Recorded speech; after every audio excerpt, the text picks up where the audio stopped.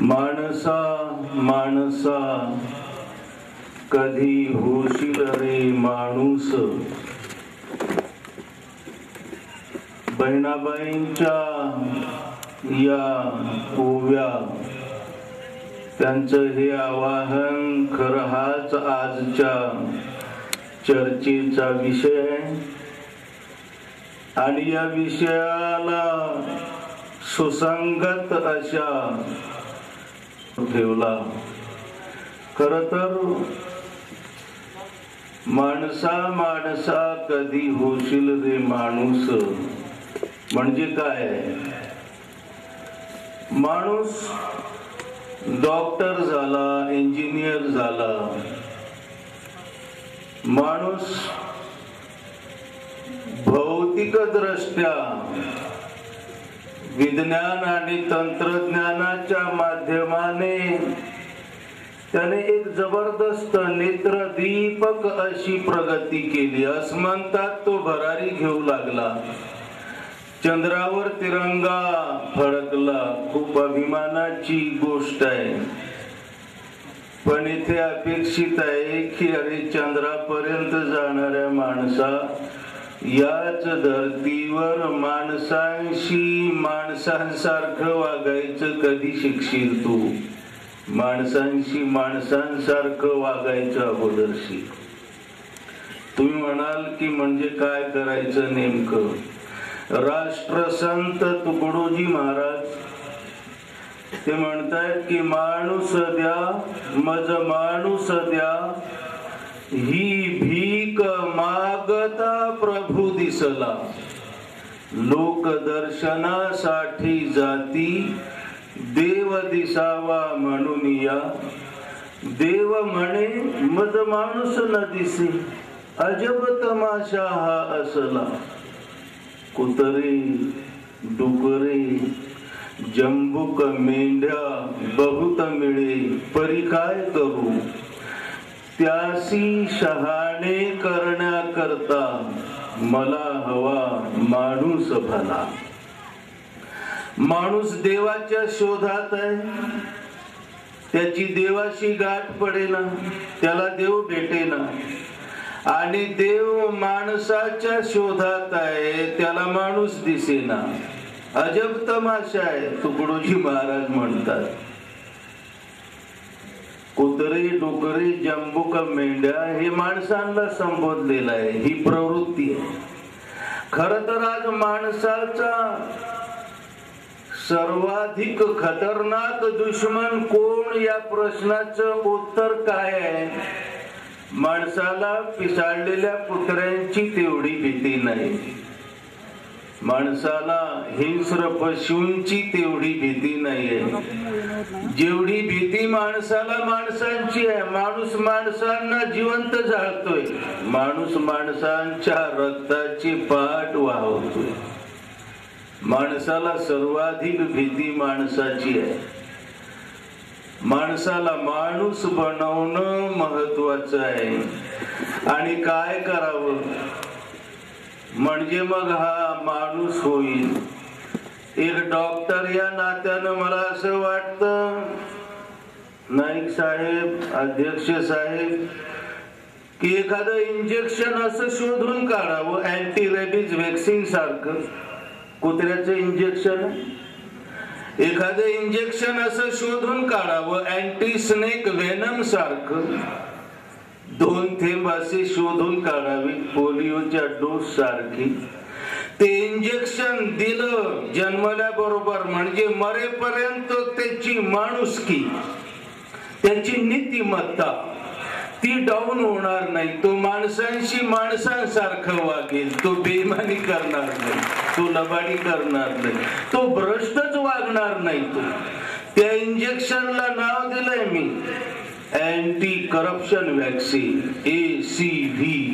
पहा जरा शोध लागला तर खूप चांगला आहे. कलाम साहेबांना सांगू आपण, असं इंजेक्शन जर तुम्ही शोधून काढलं तर तुमचं स्वप्न जे आहे विजन 2020 ते साकार व्हायला वेळ लागणार नाही. घोटाळा प्रतिबंधक लस बेईमानी प्रतिबंधक लस, असं वॅक्सिन नाही, असं इंजेक्शन नाही, असा पैगाम जरूर आहे, असा संदेश जरूर आहे, असे विचार जरूर आहेत जे माणसाला माणूस बनवू शकतात आणि ते विचार समाजापर्यंत जावेत. त्याकरता आज आपण इथे या कार्यक्रमाचं आयोजन केलं. आदरणीय स्वामीजींना बोलावलंय आणि याच दृष्टिकोनातून मी संक्षिप्तपणे माझे विचार मांडणार आहे.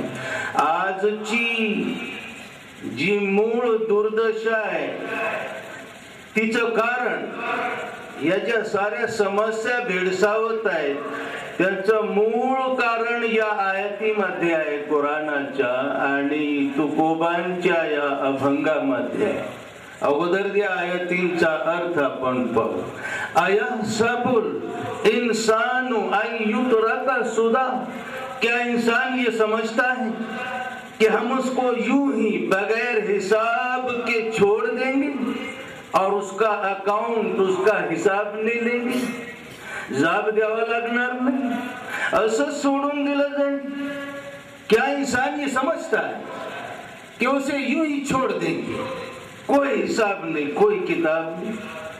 अलम यकु नुतफतम मिन मनी युमना, क्या वो हकीर नुतफे का एक बहुत सूक्ष्म हिस्सा नहीं था?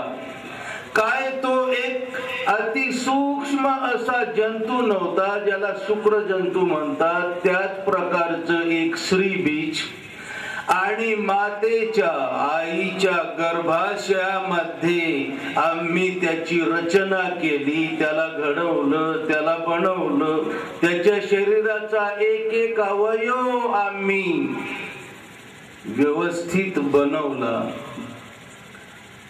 आणि मग जिसने माइक्रोस्कोपिक, अल्ट्रा माइक्रोस्कोपिक इस स्पर्म और इस श्री बीज से तुझे बनाया है, क्या वो मरने के बाद तुझे और निर्माण नहीं कर सकता और तुमसे नहीं पूछेगा कि बोलो कि क्या करके आए हो? खरं तर कुराणाचा हा संदेश जो आहे अनेक आयतींमध्ये की दुनिया अधेर नगरी नाही, मोकळं रान नाही, कुरण नाही, चरायची जागा नाही. आज माणसाचा असा गैरसमज झालाय की दुनिया अधेर नगरी है, कोई देखने वाला नहीं, कोई पूछने वाला नहीं. खाओ पिओ मजे उडा दो. कसला नंबर 1 आणि कसला नंबर 2, कसलं हरामाचं कसलं कष्टाचं काय घेऊन बसले. बस आने दो माल चाहिए. नंबर 1 चा काय, नंबर 2 चा काय आणि अजून कुठला नंबर 3 चा असेल तरी हरकत नाही, पण येऊ द्या, चला माल चाहिए बस. अंधेर नगरी, कोई देखने वाला. गंगा बह रही है, हाथ धो लो. कुरान है, कुरान जैसा चाहो, जितना चाहो, जहां चाहो चर लो, बस चरने की जगह है दुनिया. कुरान आहे, कुरान मोकळं रान आहे. ह्यात हा जो स्वैर आचार बोकाळलेला आहे त्याचं मूळ कारण हे. जग जर चरायची जागा असेल तर मग दिल्ली काय आणि बस काय आणि ती तरुणी काय आणि मग चरण्याकरता आलेली हे नराधम काय. चरलो अंधेर नगरी. कुरान म्हणतो बेटा अंधेर नगरी नहीं है, याद रखना, देखने वाला है, पूछने वाला है. सारी दुनिया को तुम धोखा दे सकते हो लेकिन याद रखना कि उसको धोखा नहीं दे सकते. तुकोबा म्हणताय, तुका म्हणे काळे लावी अले माप, जमा धरी पाप पुण्याची. बेटा अंधेर नगरी नाही, रेकॉर्डिंग चालू आहे. रेकॉर्डिंग जसं आता चालू आहे ना वीडियो शूटिंग, तसं उसका भी कुछ ऐसा नियोजन है कि रिकॉर्डिंग चल रहा है. रिकॉर्डिंग रात के अंधेरे में और दिन के उजाले में अंधारात एकांतवासात समाजामध्ये आणि घरामध्ये ऑफिसमध्ये तू डॉक्टर असशील तर हॉस्पिटलमध्ये कोण कुठं कधी काय करतोय कोणी पाव की न पाव, एक वो आंख है जो सदा हर आन तुम पर निगरान है। इन्न अल्लाह काना अलैकुम रकीबा, यकीन जानो कि वो जिसने तुम्हें निर्माण किया है तुम्हारा रब हर आन तुम्हें देख रहा है, हर घड़ी तुम्हें देख रहा है। अंधेर नगरी हा जो विचार बसलाय मन मस्तिष्कामध्ये, मोकळं रान आहे, गंगा बहरी आहे, हात धुवून जीवनाचा उद्देश काय? शिकल्या सवरलेल्यांना जर आपण आज विचारलं ना जीवनाचा उद्देश काय, साध सरळ उत्तर आहे म्हणजे जीवनाचा उद्देश खाओ पियो और मौज उड़ाओ और क्या, एंजॉयमेंट, चंगलवान, ऐश ऐश कर लो बस। जिंदगी का मकसद क्या है? ऐश करण्याकरता, एन्जॉय करण्याकरता, चंगळ करण्याकरता लागतो पैसा। मग कसला नंबर 1 आणि कसला नंबर 2? क्या हराम और क्या हलाल की बात करते हो? बस माल चाहिए, एंजॉयमेंट जिंदगी का मकसद है। हा चंगळवाद, ये जर परस्ती, ये दुनिया परस्ती कुरानामध्ये आहे, अल्हाकुमुत तकासुर हत्ता जुरतुमुल मकाबिर, तुम लोगों को एक दूसरों से बढ़ चढ़ कर माल कमाने की इस धुन ने धोखे में डाल दिया है, यहाँ तक कि कब्र में पहुंचने का वक्त आता है। मरायची वेळ आली तरी सुद्धा चिंता कशाची तर पैशाची, और चाहिए और चाहिए और चाहिए।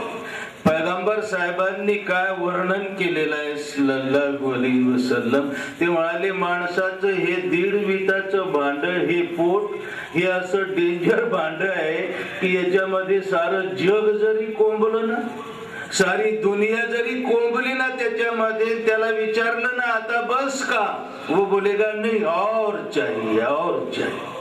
अब दुनिया का नंबर 1 की आसामी बन गई, जगात नंबर 1 वर आहे तुझी श्रीमंती, आता बस का? तो नाही, तो म्हणे अजून घोटाळे करू द्या जरा, और चाहिए जरा।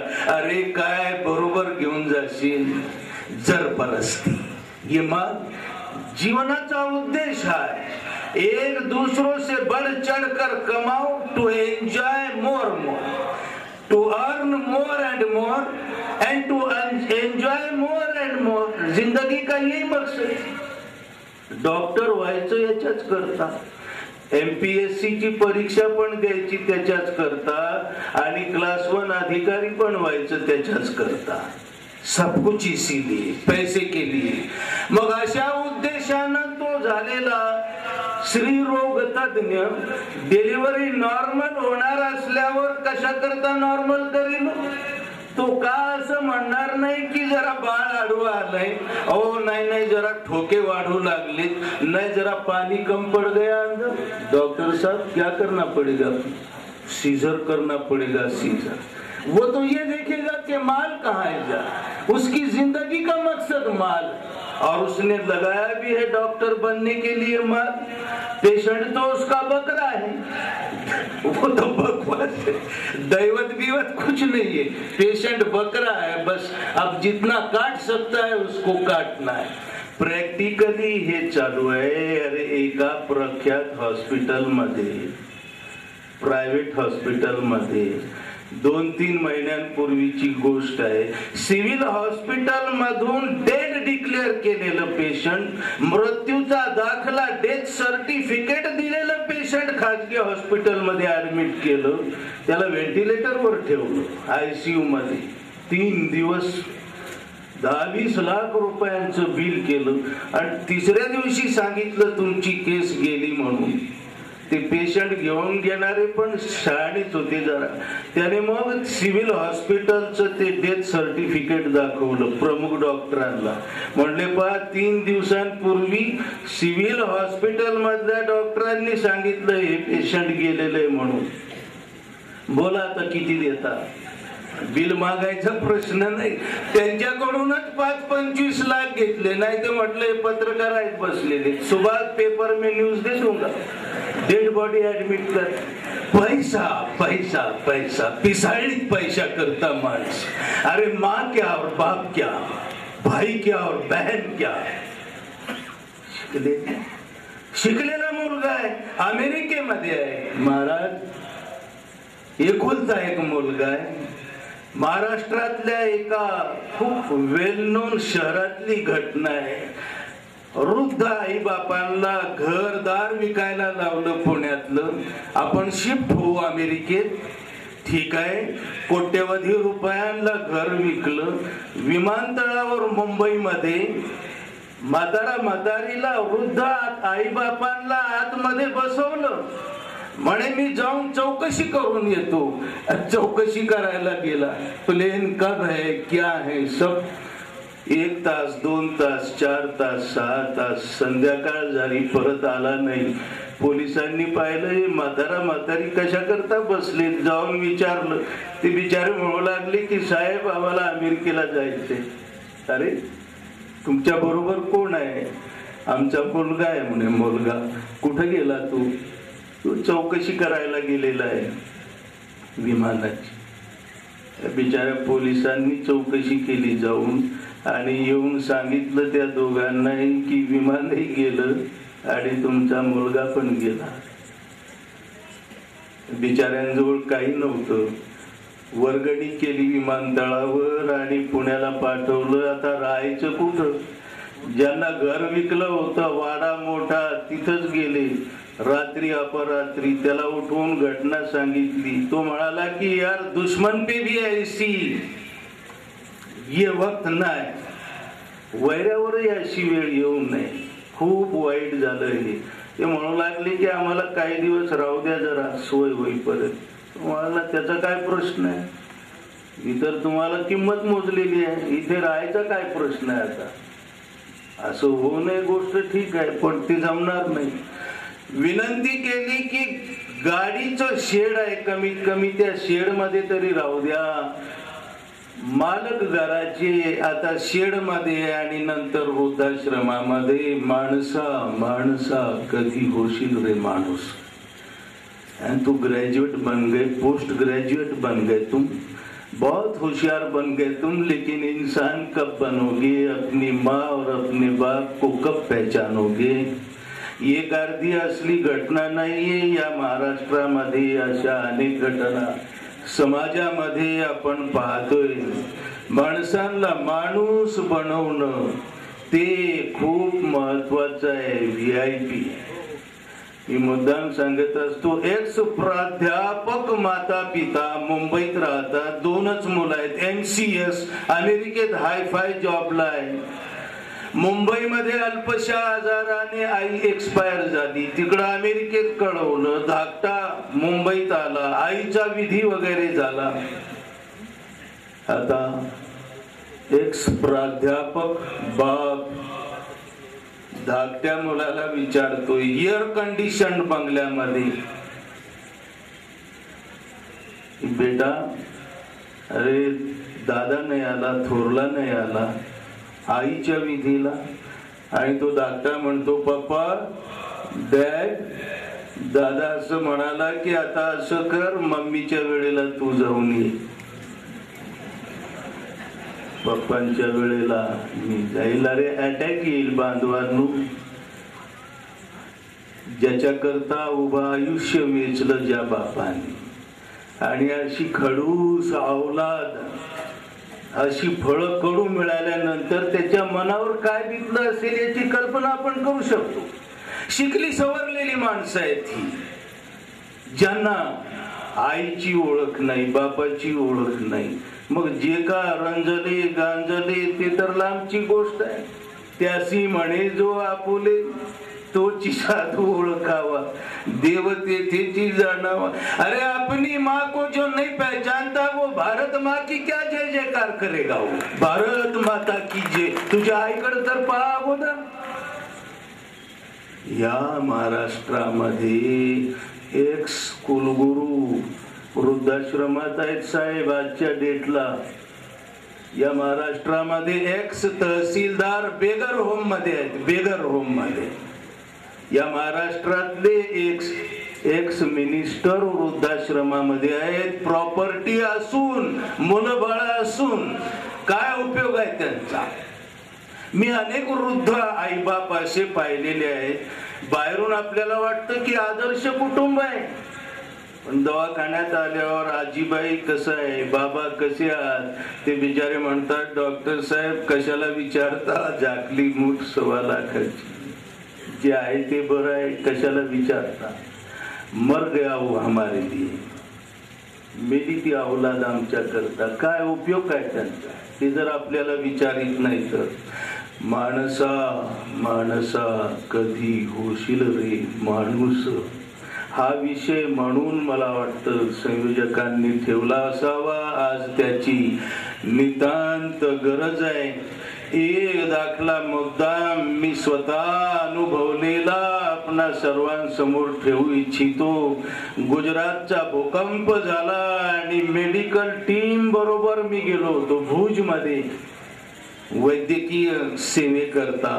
भूकंपानंतर चित्र असं होतं, हजारो माणसं आया बहिणी मातीच्या ढिगाऱ्यांखाली गाडल्या गेलेल्या आहेत. मिनी कियामत, प्रलय, मिनी प्रलय, मृत्यूनं जणू काय थैमान घातलेलं आहे असं. आणि ही जिती माणसं, हजारो जिती माणसं सेवेचा बोरखा पांघरून तिथं जमलेली आहे, पण सेवा करण्याकरता नाही रे. आया बहिणींची प्रेत उकरून काढत होती ही लोक मातीच्या ढिगाऱ्यांखालून सोन्या चांदीच्या दागदागिन्यांची लूट करण्याकरता. कर्फ्यू सदृश्य परिस्थिती तिथे लावावी लागली ही लूट थांबवण्यात. जिती माणसं डेड बॉडीजवर, मृत आया बहिणींच्या शरीरांवर तुटून पडलेली होती. तिथे मला गावी घडलेला प्रसंग आठवला. कावळा उडताना MSCBच्या तारेला धडकला. इलेक्ट्रिक शॉक मुळे तो जखमी झाला आणि जमिनीवर कोसळून एक्सपायर झाला बिचारा. पण काय झालं माहिती? अरे विदिन नो टाइम शेकडो कावळे जमले. यांनी काव काव करून एवढा काहूर करून टाकला की घरात आम्ही सगळे घाबरलो आणि पाहायला आलो बाहेर काय झालेलं आहे. चित्र दृश्य असं आहे की एक आपला बंधू, एक आपला सखा त्याच्यावर ओढवलेल्या अकस्मात संकटामुळे असा एक्सपायर होऊन पडलेला आहे. डेड बॉडी, लाश एक, आणि त्याचे शेकडो बांधव त्याच्या दुःखात सहभागी होण्याकरता जमलेले आहेत. काहूर करून टाकलाय त्यांनी, काळी घालून टाकणारी घटना. हा प्रसंग गुजरात मध्ये आठवला. एक कावळा आणि शेकडो कावळे जमलेले, हजारो आया बहिणींची प्रेत आणि हजारो माणसं जमलेली, पण रडण्याकरता नाही रे, दुःखितांची अश्रू पुसण्याकरता नाही, लुटण्याकरता. तिथे प्रश्न मनात आला की श्रेष्ठ म्हणायचं कुणाला? कुराणामध्ये आहे, लक़द खलक़नल इंसान फी अहसनी तक़वीम, हमने इंसान को बेहतरीन साख्त पर बनाया. भगवंताची जी निर्मिती आहे ना या सृष्टीमध्ये, सगळ्यात टॉप वर जर कोण असेल तर माणूस आहे, इंसान.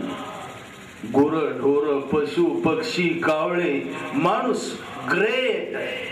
पण त्यानं जर जीवनाचा उद्देश जाणला, निव्वळ चंगळवाद, निव्वळ पैसा, निव्वळ मौज मजा, मग त्याचा परिणाम है सुम्मा रददनाहु अस्फल साफिलीन, लेकिन इसने अपने आप को सब नीचों से नीच कर दिया. याचा प्रत्यय तिथे गुजरात मध्ये आला. कावळे कोण श्रेष्ठ, माणसं की कावळे? जनावर तरी असं वागतात का? कुत्रे तरी एखाद्या कुत्रीची अशी दुर्दशा करतात का जी दिल्लीमध्ये एका भगिनीची केली दुर्दशा? या माणसाला माणूस बनवण्याकरता जे भ्रष्ट विचार मन मस्तिष्कात त्याच्या बसलेले आहेत ते काढण्याची गरज आहे. त्यामध्ये सर्वात भ्रष्ट विचार हा की दुनिया अंधेर नगरी है, कोई देखने वाला नहीं. मोकळं रान आहे, मोकळं रान, कुरण आहे कुरण, चरागाह है चरागाह, चरने की जगह चर लो नाही. कुराणाचा हा संदेश, तुकोबांचा हा अभंग अखिल मानव जातीला सावध करतोय की अंधेर नगरी नहीं, देखने वाला है, पूछने वाला है. मोकळं रान नाही, एग्जामिनेशन हॉल आहे. दुनिया एग्जामिनेशन हॉल है, चरागाह नहीं, इम्तिहान गाह है. पुस्तक कुरण नहीं, परीक्षा